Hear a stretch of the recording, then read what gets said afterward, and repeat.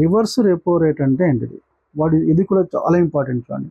Reverse repo rate అంటే మనం ఇక్కడ చూడండి, it is a interest rate belongs to the short run whenever commercial bank keep some amount at RBI.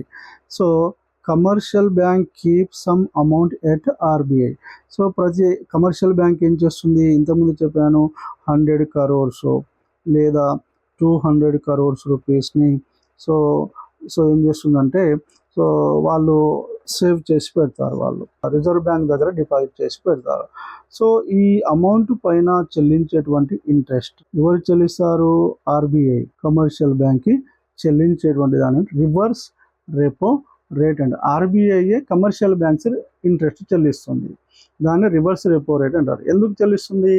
Commercial bank they keep the some amount at the RBI దగ్గర కొంత డబ్బును deposit చేస్తున్నాయి commercial banks కాబట్టి ఆ deposits పైన reserve bank interest అనేది payment చేసేదాన్ని ఏమంటారంటే రివర్స్ రెపో రేట్ అంటారు. RRR అంటారు దాన్ని, రివర్స్ రెపో రేట్ అంటారు దాన్ని.